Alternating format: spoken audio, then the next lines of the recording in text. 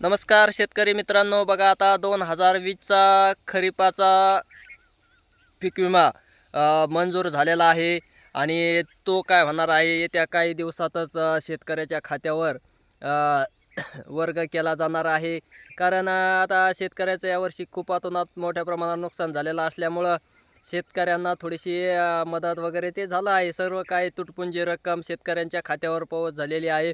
2020चा जो विमा आहे त्याच्यातही काही बरेच निकष वगैरे आहेत. तर त्यांनी ते पहिल्यापासूनच लावलेले आहेत. त्यामध्ये काही नवीन वगैरे काही नाही. तुम्हाला तर माहीतच आहे, तुम्ही पीक विमा भरल्यानंतर ज्या अतिवृष्टी झाली म्हणा, पूर परिस्थिती झाली, आहे का नाही?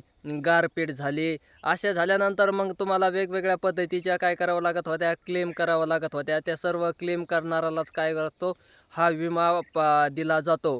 कारण तुम्ही क्लेम वगैरे नाही केल्या तर तुम्हाला मग हा विमा तुमची तक्रार जर नाही गेली तर मग तुम्ही ते नुकसान नाही झालं असं काय केलं जातं, कंपनी ग्राह्य धरते.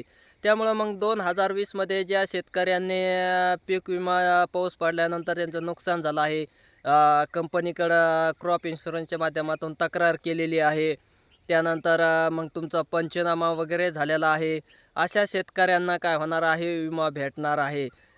त्यानंतर पीक विमा भरून तुम्ही परत त्याची ई-पीक पाहणी केलेली असावी.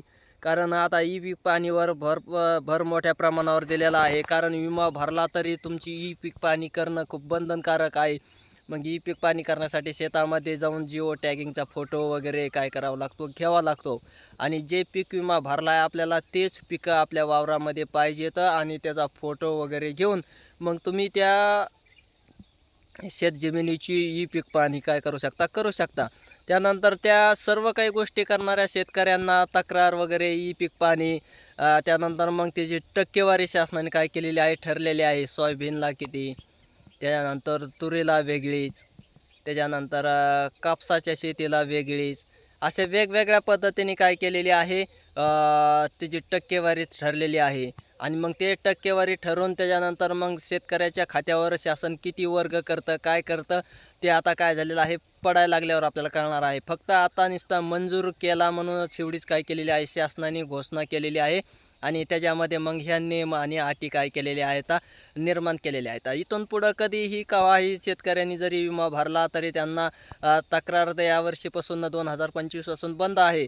पण ई-पीक पाहणी कंपल्सरी केलेली आहे. तर तुम्ही पीक विमा भरला आणि ई-पीक पाहणी नाही केली तरी तुम्हाला पीक विम्याचा लाभ मिळणार नाही. त्याच्यामुळं तुम्हाला पीक विम्याचा लाभ घेण्यासाठी तुम्हाला ई-पीक पाहणी करणं बंधनकारकच केलेलं आहे. त्यात नंतर मध्यंतरी नवीन अटी म्हणल्या की पहिल्यासारखेच परत नियम, परत तक्रारी करायच्या, परत पाऊस झाला की परत आणखीन तक्रारी करायच्या, त्याचे पंचनामे करायचे, कंपनीमार्फत त्यांचे लोकं येणार, पाहणार, पंचनामे होणार.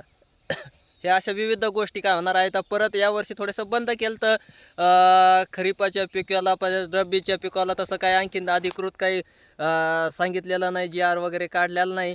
पण काय सांगता येत नाही. यावर्षी तर पुढच्या वर्षीपासून परत जुने नियम लागू करू असं कंपनीने काय केलेलं आहे, शासनाने सांगितलेलं आहे. परत मग तेच टाईम येतो का काय, तक्रार वगैरे करायची, पंचनामे करायचे, कंपनीचे लोकं येणार, पाहणार, किती नुकसान झालंय, मग त्या टक्केवारी ठरणार, ते लावणार. त्यानंतर मग त्याच्याहून पुढं टक्केवारीत किती शेतकऱ्यांना किती टक्के देणार, आहे का नाही? कुणाला कमी जास्त, कमी जास्त. काही नाही, पीक विमा भरलेला आहे तर ई-पीक पाहणी केलेलं नाही. ई-पीक पाहणी केली काही नाही तर पीक विमा भरून तक्रार केलेलं नाही. अशा अनेक शेतकरी आहेत. तर मग ते काय होणार आता ह्याच्यापासून वंचित राहतात का काय? का त्यांना कमी जास्त विमा शासनाचा कसा विमा टाकताय, आहे का नाही? हे पाहणं गरजेचं आहे. त्यामुळं मग 2020चा जरी मंजूर झाला असला तरी शेतकऱ्यांना बऱ्याच अटी, नियम वगैरे काय केलेले आहेत लावलेले आहेत. मग त्यातून किती रक्कम येते शेतकऱ्याच्या खात्यावर, मग केव्हा येते, कधी येणार, काय येणार, आहे का नाही? आणि किती शेतकऱ्यांना येणार आहे.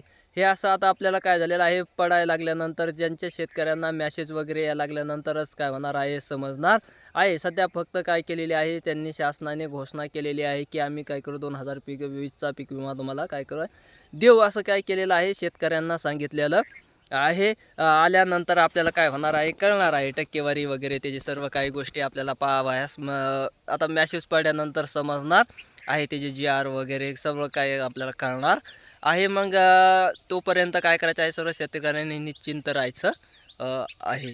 धन्यवाद.